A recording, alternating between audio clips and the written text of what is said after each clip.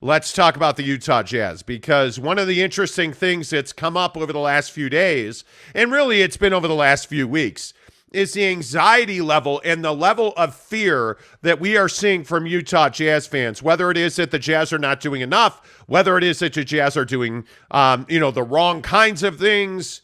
Anxiety levels are high, Jake, and I don't know, is it founded or warranted to be concerned about what the Utah Jazz are doing? No, I mean, I don't think it's founded or warranted. But I do think it's what naturally happens because you're in a place where you've never been as a Utah Jazz fan. You have someone operating in your front office who clearly knows what he's doing and is unemotional about the players that he's moved out and the players that he's brought in very clearly. And I think that, what has Jazz fans, sort of in an anxious place is that nothing is happening with the Kevin Durant situation or the DeAndre Ayton rumored trade or really anything at this point. And Summer League's getting going. And what I would say is that it's good news that Summer League is getting going because a lot of deals and a lot of conversations are going to happen during Summer League. And I think that you will see progress made, but you have to understand that this is a process and takes time. So I don't think that the anxiety and the worries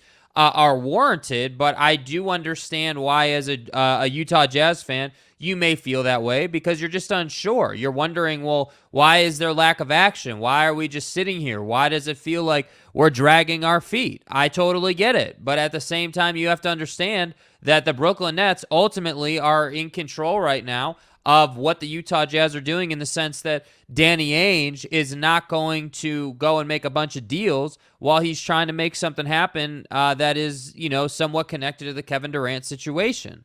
So that's why I say it's just timing. It's just something that has to play out. So I would tell Utah Jazz fans that they need to, relax a little bit here and sort of just enjoy the offseason. But I think that when you're a Utah Jazz fan, patience is not something that you're really good at. You want to know, what's our team going to be? Are we rebuilding or are we retooling? And once again, I would tell you, you're retooling. And I think Danny Ainge is guiding the Utah Jazz in the correct direction. I'm someone who believes that Danny Ainge has done a great job this offseason. And I think that, again, you're just in the middle of the process. And that's pretty much where I think the Jazz are at right now. Yeah, and I don't disagree with that at all. Shout out to Cody Strickland, a $2 tip this morning to start us off. Appreciate you very much, Cody. He says $2 shout out to the best sports show.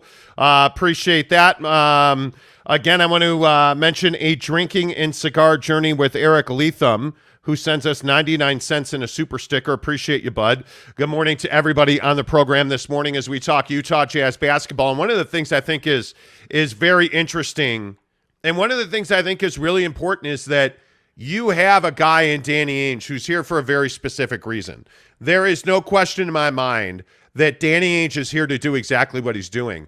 I would tell you to take it easy.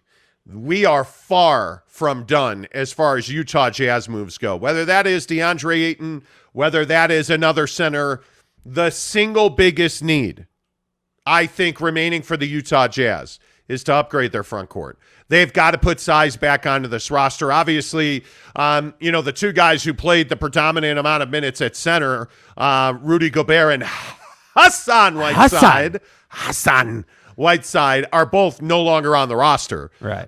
You have a guy in Rudy Gay who I'm not convinced the Utah Jazz want him on the roster after all the issues they had with him last year. And your other depth guys in the front court essentially aren't here anymore. Eric Paschall, Juancho Hernan-Gomez, those guys are gone now. So you have got to upgrade size. You have got to get probably at least two centers, at least two guys who can play 4, who can play 5. You have a lot more work to do, and I am convinced that Danny Ainge is the right guy to do that. So when we talk about anxiety levels and we talk about what the Jazz are trying to do, the Jazz are in the marketplace. The Jazz are very busy. I was told yesterday by one of my NBA sources that the Phoenix Suns are the busiest team in the NBA right now. Right behind them, the Utah Jazz, trying to get deals done to improve this roster. And I don't think there's any doubt that the next 10 days are going to go a long way to determining what this next season looks like. Because don't forget, tomorrow we tip off Right. NBA Summer League in Las Vegas. So you're going to see that a lot of business gets done in Las Vegas, and that's because it's the Mecca. It is the biggest event of the offseason, the Las Vegas Summer League. Every year that we go to the Summer League, we have important conversations in corridors, in elevators, in hallways, in a buffet line. Business gets done in Las Vegas every single summer. Is that where Sean Marks is going to go to make a Kevin Durant trade? I think there's a real good chance that you're going to see Sean Marks and a guy like a Rob Pelinka, the general manager of the LA Lakers, talking, sitting, meeting, conversing about Kyrie Irving.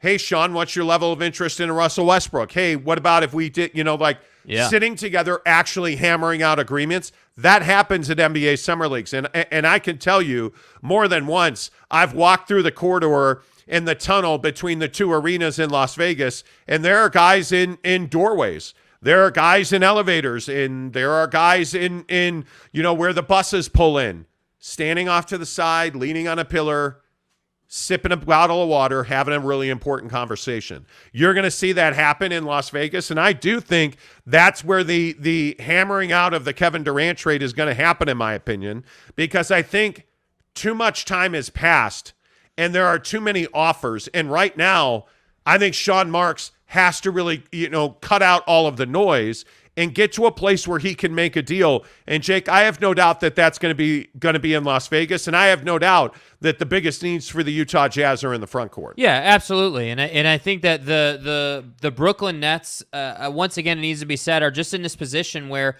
they can't mess this up. If you're Sean Marks and the Brooklyn Nets, you can't afford to miss on this. You got to get the most you can get in return on this deal. And that, again, to get back to the point of what is Danny Ainge doing right now, that process for the Brooklyn Nets is what has kind of slowed down, Danny Ainge in making moves and doing things. Because, again, timing's everything. You don't want to make a deal. If you're Danny Ainge, you don't want to make a deal and then have the Kevin Durant trade go down and then be in a bad spot. You're never going to put yourself in that position. What you're going to do instead is you're going to go to Summer League. You're going to have a bunch of conversations. You're going to solidify your position within the trade as best you can. And then Sean Marks is simply going to make a decision.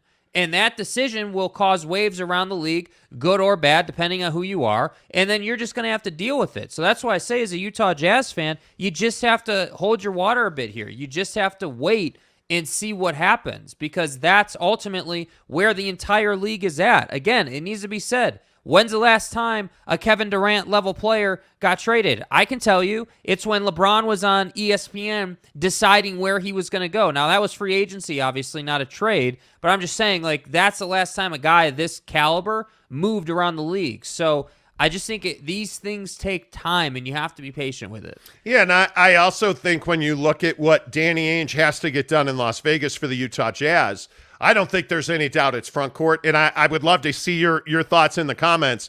What do you think the single biggest need for the Utah Jazz is? I think when you look at power forward and the prominence of that 3-4 combo position, I think when you look at what's on this roster now, obviously you acquired Jared Vanderbilt. I don't think there's any doubt that he's a guy that you would think is going to get some minutes. But you also have Bojan Bogdanovic, but I much more place Bojan Bogdanovic right now in that 3 spot than I do a 3, a 4-5. He's certainly not a 5. Bojan Bogdanovic at this point in his career, in my opinion, is a catch-and-shoot 3. That's how I look at Bojan. That's how I value him. He is not particularly good at defending the wing. And in today's NBA, you have power forwards that are built very differently. You have a guy, and look at the show that Chet Holmgren put on last night. Mm-hmm. That's a guy that is probably going to be a 4-5 combo guy. Can Bojan Bogdanovic stay with a Chet Holmgren? Can he stay with a Zion Williamson? When you look at what is going on around this league, you're going to run into 4-5 guys like what's the right way to say it? Not even a hybrid. Hybrid's the word I want to keep using. I always call them combo guys, like guys that can play different positions but also have elite size and can do a lot of different things. But look at Jokic in Denver. Yeah. If you look at Jokic in Denver, that's a guy who is a center, but he plays the 3-4-5 combo. Yes. Is Bojan Bogdanovic a guy you want guarding Nikola Jokic? Probably not. No. I don't think so. I look at the way that this league is going, And that's why I think you have to upgrade the power forward. To me, that is where I would start. I really would love to see an athletic power forward come into the fold here. Right. This is also why I say again, I think you if you look at the way things worked out here, I think Danny Ainge won the Rudy Gobert trade. And I know this has been a significant topic of conversation, and ESPN graded Danny Ainge an A and graded the Minnesota Timberwolves a D on that trade. And I think largely the D for the Minnesota Timberwolves, they're taking that D. Yeah. I think the D. I'm a child. I would. Yeah, I agree. I'm a child.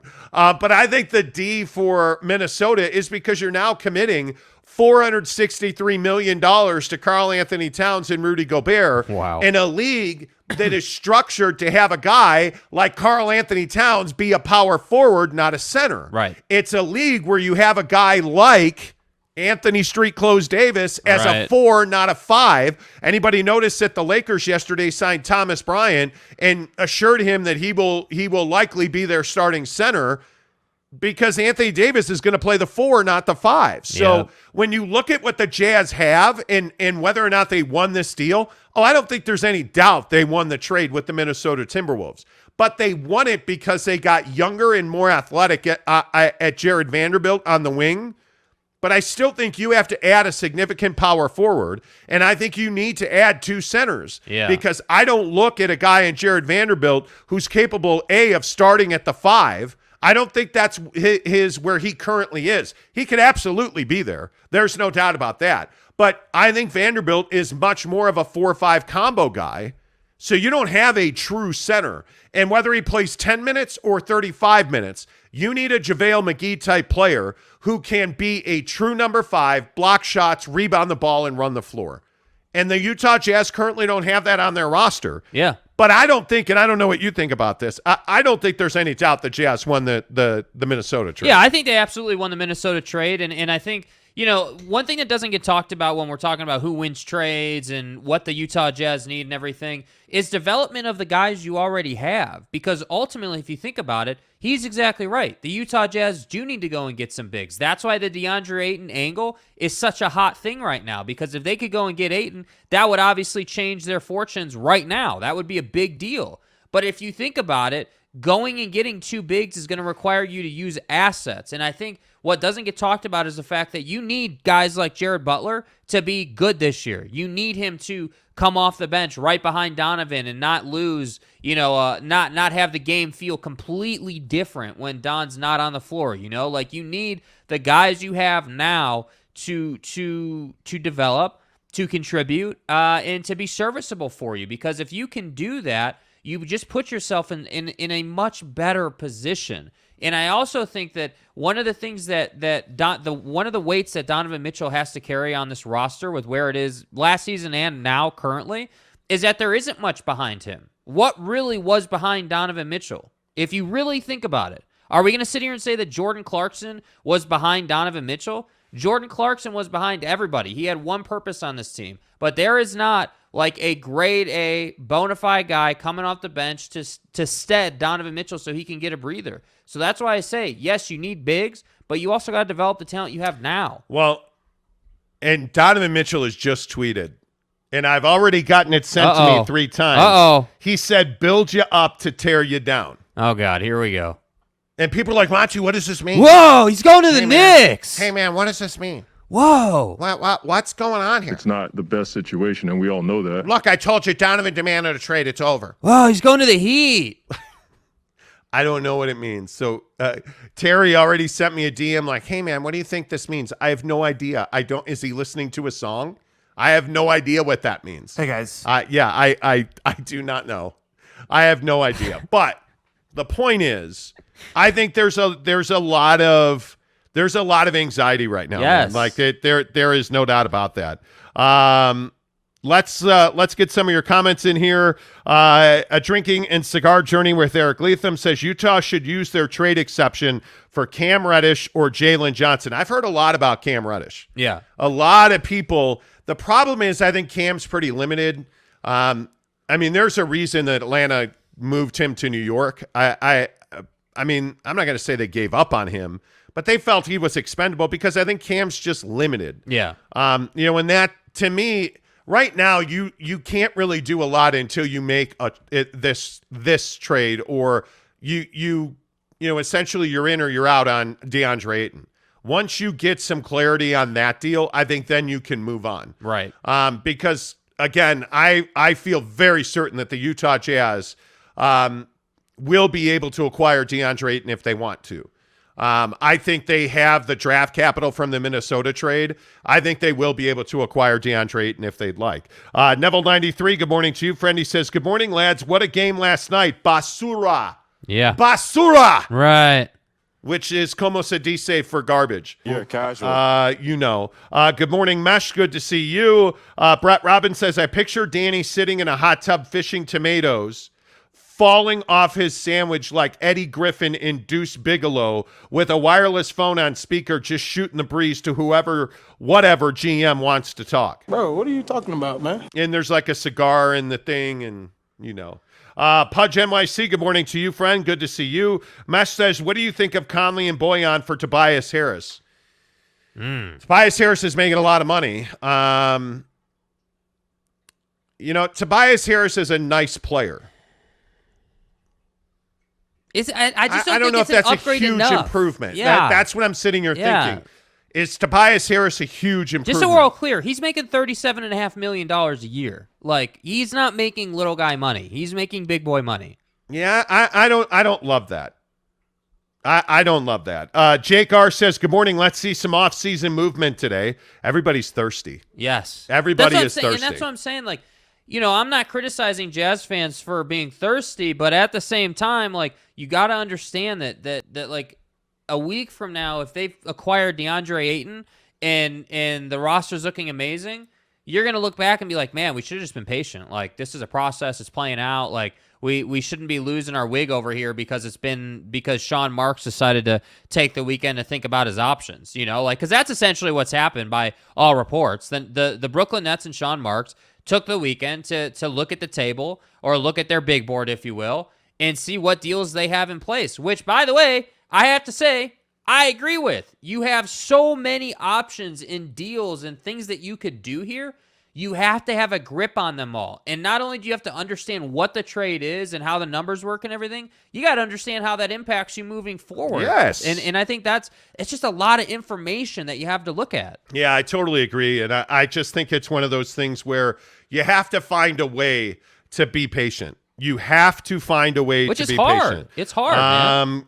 Greg Hawkins, good morning to you. He sends us $250 in Philippine money, which I think is $5. Is that true? Yes. Utah to the Big 12. Fingers crossed. Let's go. This is so funny because how interesting is it now that Utah fans, and Greg Hawkins is a big Ute, right? Big Ute supporter, that Utah fans are like, we got to get to the Big 12 with BYU right now. We are going to talk a ton about that for sure. Caleb says, does DeAndre Ayton want to go to Utah?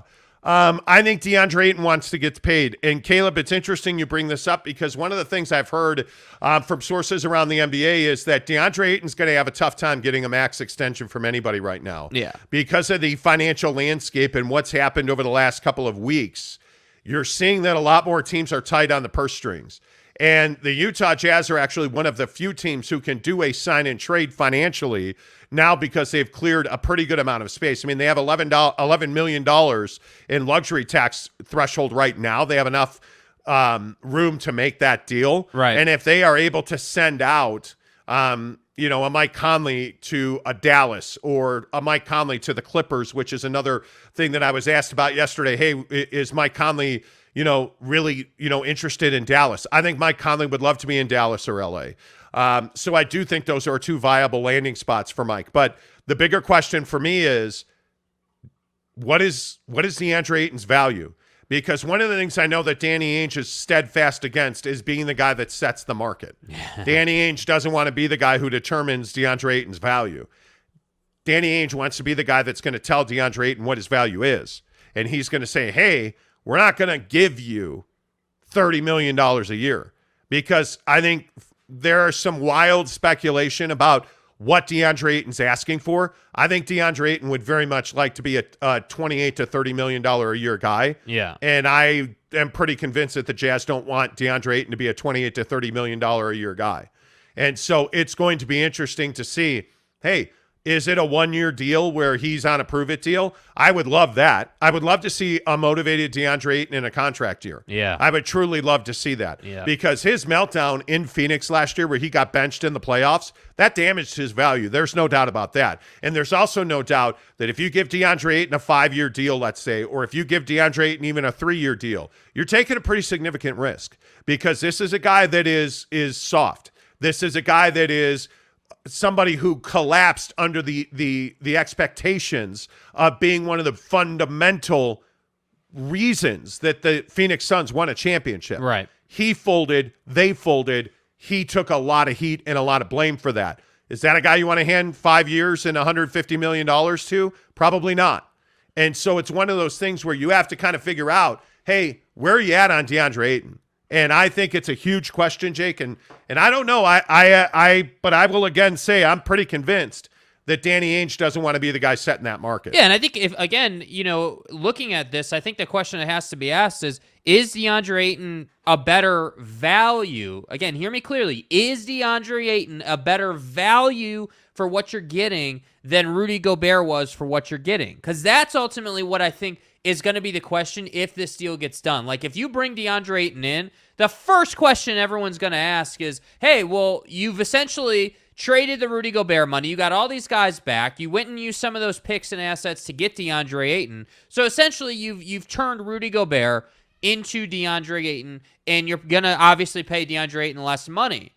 I think the impact on the floor and how it feels will be really interesting because, as he was just pointing out, there shouldn't be an issue around DeAndre Ayton being motivated or wanting to put numbers out on the floor or like proving his worth. This is somebody who was a top end draft pick, like supposed to be the guy, everybody's cup of tea, and has been a little bit of a letdown if you really think about it. Yes, he's been good, but he hasn't been as good as I think people thought he would be, and that's the problem. So I just think that, as soon as the DeAndre Ayton deal gets done, presuming it gets done, that would be the question I would ask. And my opinion is I think I would rather have Ayton on less money than Gobert on what his current deal is. I do think I would want that because that gives me more flexibility across the roster. So that's probably where I'd come down on that. But ultimately, what matters is winning.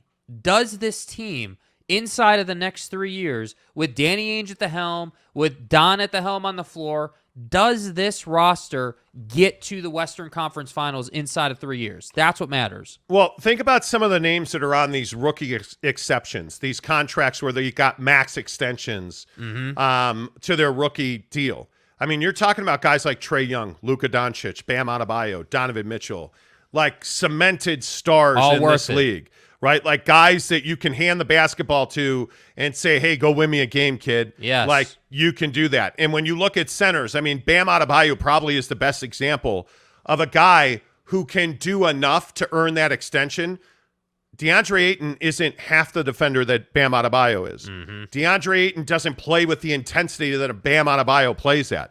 I'm fine to extend Bam Adebayo. I am not fine to extend DeAndre Ayton to that extent.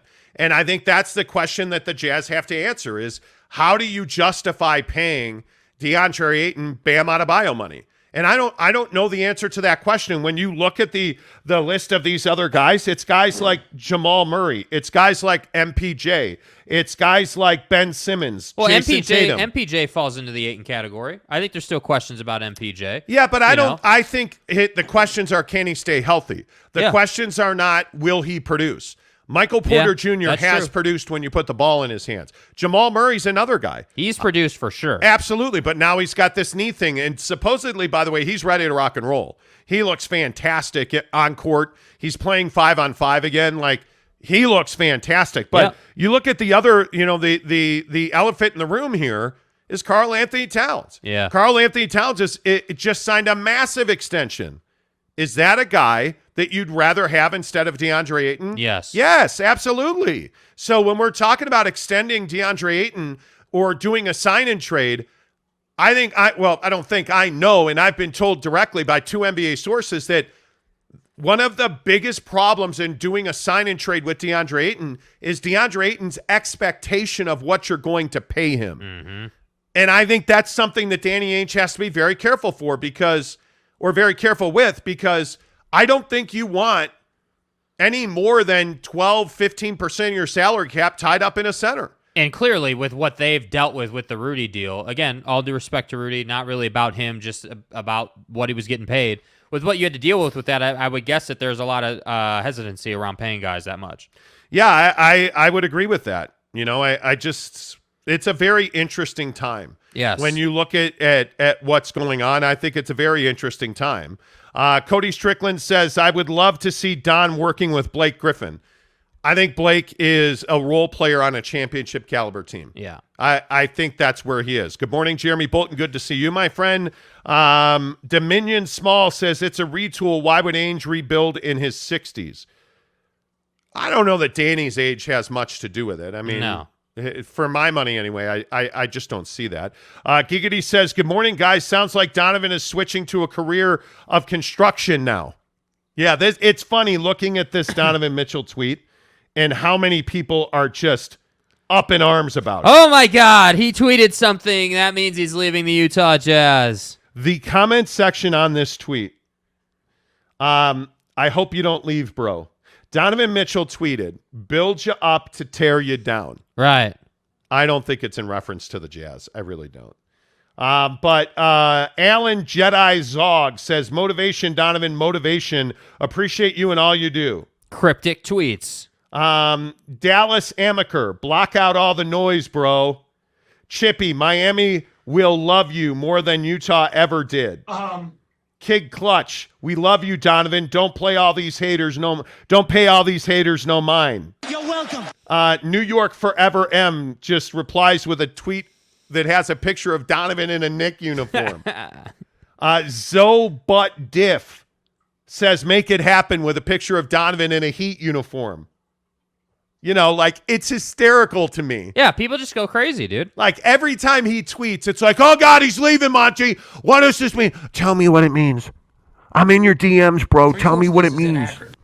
What are you talking about? He's not going anywhere, bro. Come on. I'm so tired of it. I'm so tired of it, bro. And again, I just go back to the idea of the Jazz tearing it down, and I'm tired of all the narratives locally about how, like, Donovan, is unhappy because Johnny Bryant wasn't hired, or like the Utah Jazz front office is sending messages to Donovan by not handling the offseason exactly as he would. Like, get out of here, bro. Like, it's just not. It's all speculation, and I just feel like, again, I'm totally open, and I love having the conversation around, what's your opinion on what the Utah Jazz actions say they're doing as far as rebuild or retool? I'm open to that conversation. My opinion is that they are retooling. I think that you had to move the Rudy contract because it basically handicapped you. You couldn't really do anything else until that money was clear.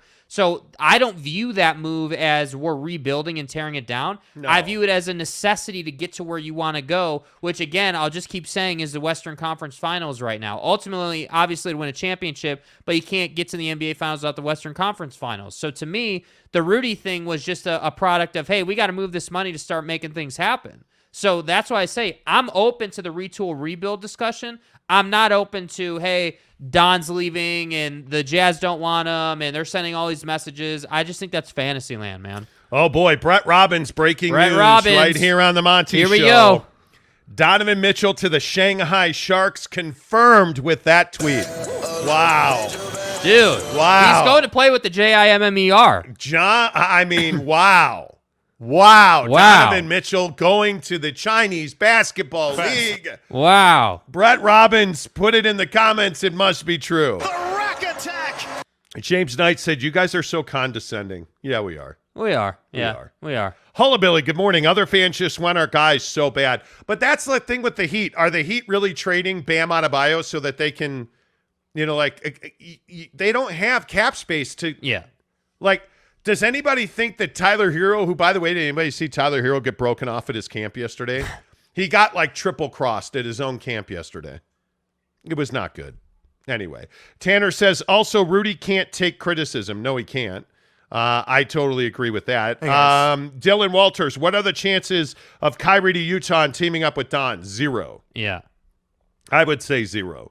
Ryan Buckley, good morning, friend. He says, Danny has never lost a trade. I don't think ever in the history of trades. He's made some Buddy questionable knows what ones. he's doing. Hullabilly says, Kessler can make a 3 here and there, but he needs to develop his shot to be effective in the NBA. Yeah, and I don't think he's playing in Summer League, by the way. I could be wrong about that. I thought somebody said he wasn't going to play in Summer League, but we'll see. Brett Robbins, we are not rebuilding. We have 2 to 3 years for Kessler to develop. I would agree. I don't think you're rebuilding. And that's what I mean. So if the plan is, again, and this is the part of the conversation I love, if the plan is and the strategy is, hey, we're going to develop Kessler, okay, great, then you don't need to go and get some dynamic big like Ayton. You need to get some backup for Kessler. Yes. But if the plan is, hey, we're just gonna go all in on Kessler, we're gonna deal with some of the rookie issues that every rookie deals with in the league, but ultimately he's gonna be the guy. Okay, I'm cool with that. But damn, you better have perimeter defense, you better have scoring on the wing, like you better solidify that side of the floor so Kessler can afford to be crappy for a year. Yeah. Like I'm open to that. You don't have a choice. Yeah. Tanner says, speaking of Jamal Murray, when's he coming back? I believe he is good to go starting in training camp. So, yeah. Brett Robbins, let's not forget him calling for the ball in the post every play and crying that he didn't get touches. Are you talking about Rudy there? Yes. Jordan Nelson says, so under that logic, LeBron is the most mentally weak player in the game.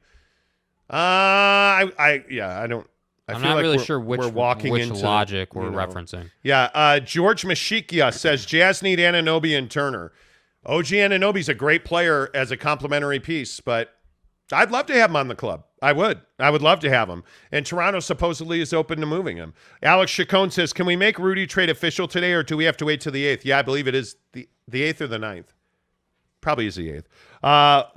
Bucho Rainwater. What's up, Bucho? Bucho! Raining and stuff. What do we think about our new coach? I love Will Hardy.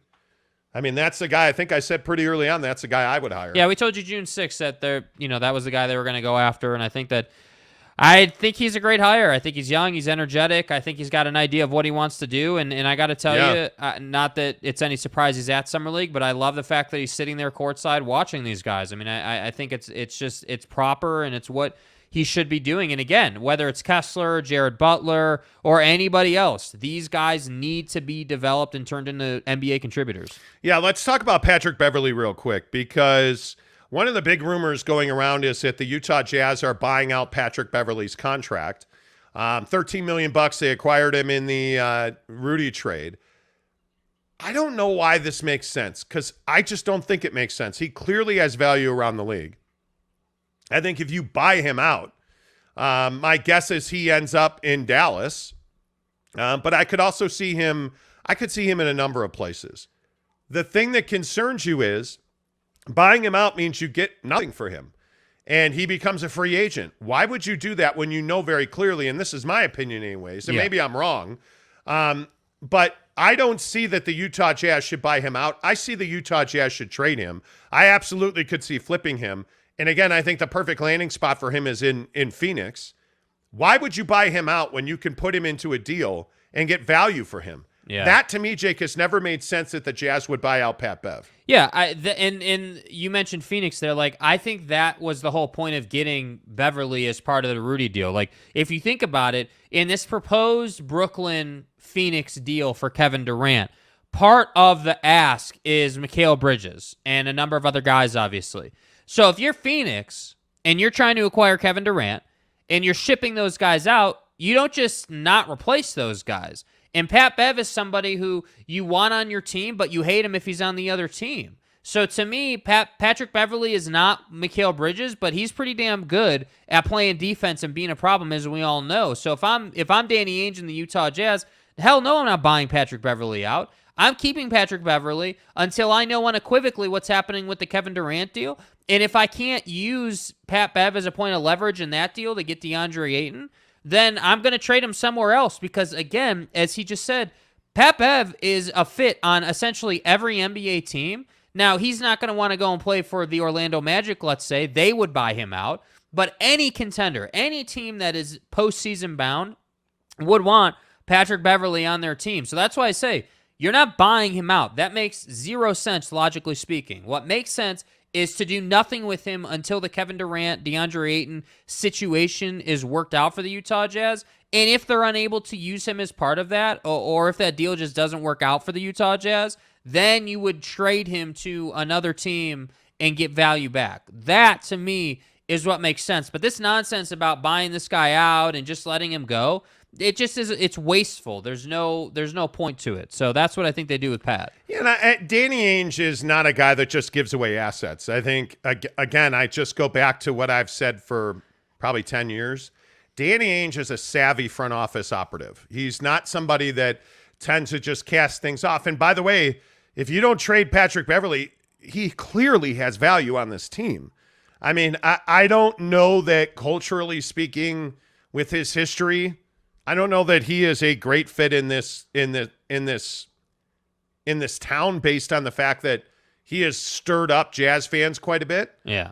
But if he ever suits up for the Utah Jazz, Jazz fans will love him. Yeah. I mean, and to your point, when he's on your team, you love the guy. Yes. I don't see them buying him out. I just don't. I think when you look at where the Jazz are and what they need, you don't go trade for a guy like that is clearly in demand and then just give him away and pay him to be given away. Why would you do that? Yeah, it doesn't make in my mind, it doesn't make a lot of sense.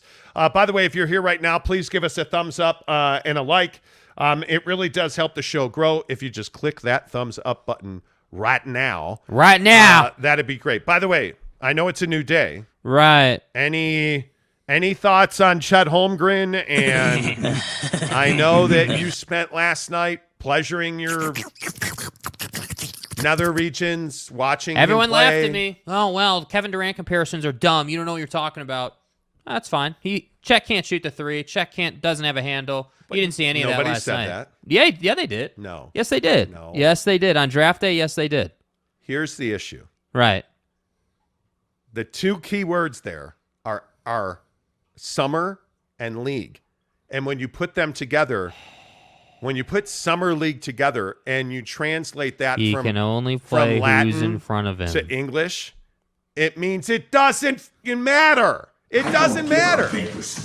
Yeah, go find me the summer league MVP who's turned into a league MVP or pump those numbers up. Those are rookie numbers in this racket. Get out of here. Like, it's so all the best players rare. in the league dominated summer league. All of them. Come on. All of them. Lonzo Ball won the summer league MVP.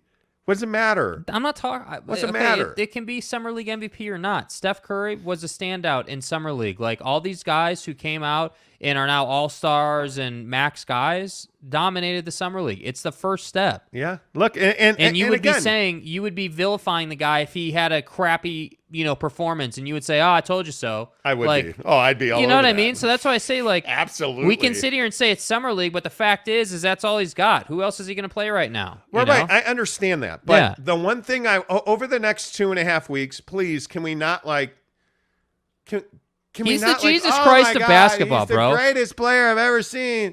Did you see And just kind of scruff it and play with it when it's wet. Daddy? Did you see Yeah. the Dirk fadeaway that Chet hit last night Yeah. over some guy who's never going to play in the league? He's an assassin. Ever? on, my man. God. Wow. I'm going to hold you to the fire when he's dominating in the league. Where's the lube? I'm going to do this. Stop. The Jazz don't, how do I put this bluntly? The Jazz Summer League team ain't talented. I'm not saying they are talented, but what I am saying is Chet was very efficient last night and Bro. looked good. Bro. By the way, am I the only one worried about Jared Butler still? Yeah. That's probably the bigger story. I was not that excited to, I mean, Yeah. come on. Yes. I was not that excited. Chet Holmgren comes out and puts up 23-7, 4 dimes, 6 blocks. And then there's Jared Butler. Yeah, next question. Nikola Jovic. Yep. Dominated. Yep. I mean, you look at it is what it is. Tanner says, I think comment dump. Thank you. I think Chet will be good, but let's chill out. It's Summer League. Thank you.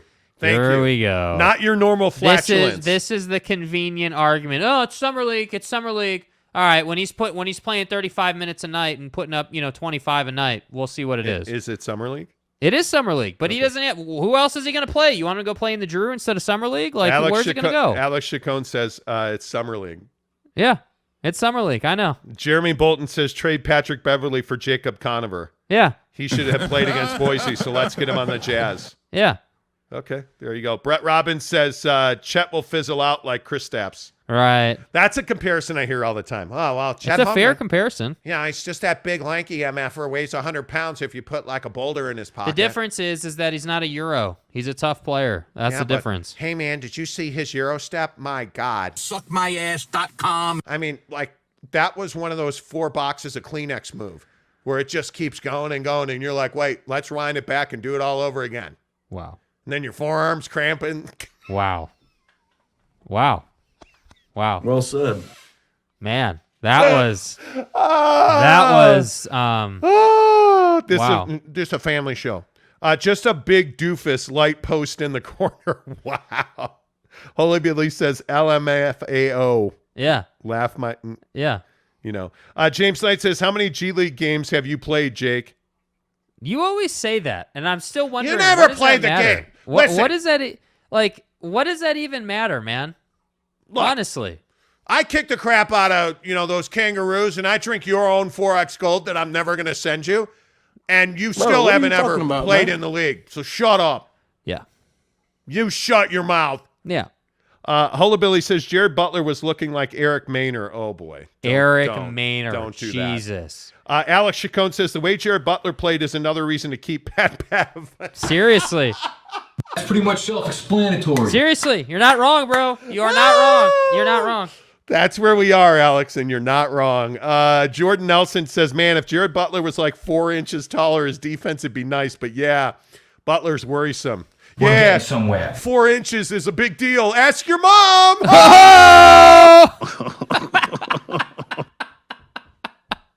Dude, what are we doing? I don't know. What the hell are we doing? Landon Golar says Caruso in Utah still a thing. Haha. Yes, according to Jeremy Bolton. By the way, I would love Alex Caruso on this team.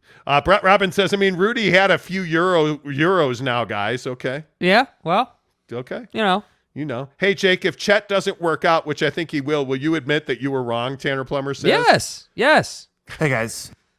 Amazing. Yeah, I think I've admitted Jake, that I'm wrong on things before. Jake, if Michael Jordan doesn't work out. Hey, guys. By the way, Michael Jordan on the cover of 2K23. We all excited about that? Yeah, at least he can't blow his knee out. Yeah. Hey, I'm a guys. big believer in the curse. By the way, speaking of 2K23. Yeah. I am not a basketball video game guy. Uh-huh. I am a hockey guy. Right. I am a Call of Duty guy. I just find 2K to be so difficult. It frustrates the F out of me. Yeah. Like, I'll be Steph Curry, and every shot will, like, rattle out. And I'll be like, okay, green on the release, green on the shot. Oh, in and out. It's like, are you serious right now? And then some dude will come down with, like, Rudy Gobert, and Rudy will go 6 of 6 from 3. The fuck? Well, 2K. he can shoot. He should get the ball in every possession, obviously. 2K, my butthole. Brett Robbins says, or Trent Forrest, truth. James Knight says, Jake takes the bait every time. Yeah. Probably. The Blind Swordsman says, Jake, let's see Chet play against the pros. Yeah, we will. That's my point. Who else is he going to play right now? He only has Summer League. That's his only option. Let me ask you something. Yeah. If I buy you a Chet Holmgren jersey, Yeah. will you sleep in it and use it as a dress? Every single time. Well, I don't know about the dress portion, but, Go a little breezy underneath. Yeah, You know what I'm saying? cheap hotel. You probably would. Snail Trail. Right. Jeremy Bolton says Caruso. I just said. You said Snail Trail on our YouTube podcast. Jerry Bolton says Caruso to Utah. Hell yeah, the Jazz could use his 0.5 points per game and 9 turnovers. Hey, man. Lorenzo Miranda says I came in at the right time. That's yes, you did. Yeah, so did Jake last night. Yeah.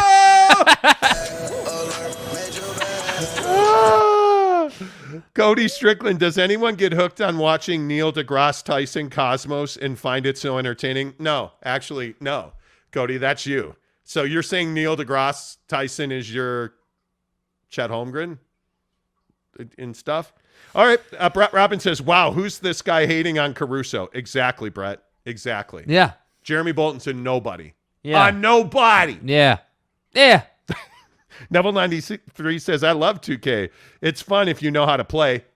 Well, I think he just called you stupid. Man, he's saying, so wait, like, you saying that I'm saying what you're saying is not what I'm saying and stuff is what you're saying. You're casual. Yeah. Hola Billy says, NBA Live 06 was the best NBA game I enjoyed. Yeah. What was the one where there was like, he's on fire? NBA Jam or something like that? Might have been NBA Jam, yeah. Yeah, I can't remember what it was. That was fun. Giggity says, Monty, that goal you scored on NHL the other day was sick. Incredible. Absolutely incredible. Yeah, top shelf. Yeah, I taught him everything he knows. Yeah, your mom. Jeremy Bolton says, Caruso is a poor man's Gordon Giracek. Wow, really? Really? Okay. Come on. NBA Jam is the only basketball game I ever enjoyed. It was an NBA Jam. I agree. No, Tyson is my Caruso. Oh, okay, Cody Strickland. Spencer Morgan says Jacob Conover wears a headband too. Damn right he does. Yes, he does. Spence. Damn right. Yes, he does. Damn right. M.A. Wow. M. Alvarez says, I find it funny that Ute fans have been crappy to BYU fans because they aren't in the Pac-12. Now they're all about to follow them to the Pac-12. Well, M. Alvarez coming in. Speaking of which, you know, Brett Robbins says Jam, yes. NBA Jam. Real quick, Dylan Walker, do you think a duo of Don and Ayton could win a championship? Yes, that could be the foundation for a title team. I think it could be a foundation, but I'm not going to sit here and say that's all it's going to take. They're going to need a third guy off the wing to really finish it. One Round Left says on 2K, if you change the shot release meter to real player percentage, you'll make a lot more shots. Why can't it just be like that out the gate? Why do we got to go into settings and stuff? You know. Like, why do I have to enter launch codes for Steph Curry to make, threes like he does in real life? You know. John Downward. Is that his name? John Downard. You know that guy knew it was NBA Jam. You know he did. Gabe Levely, NBA Jam or something. Are you high, Monty? Absolute classic. Exactly right. It vexes me. Exactly right. James Knight says 99 cents. Thanks, James. Did you send me 99 cents? I didn't see that come through, James, but appreciate you. Where's my beer now? If we traded Conley, what point guards could we be eyeing after we get Ayton? I think it really depends on what you get with the Ayton package, tough. What you send out, like what the rest of the league does. Like that's really tough to say. Yeah, I mean, I totally am with you on that question. I just think it's damn near impossible to answer right now because we just don't know what would be available as part of a Conley deal after the KD Ayton situation goes down. Yeah, totally agree. All right, the Monty Show. We have been talking Utah Jazz basketball.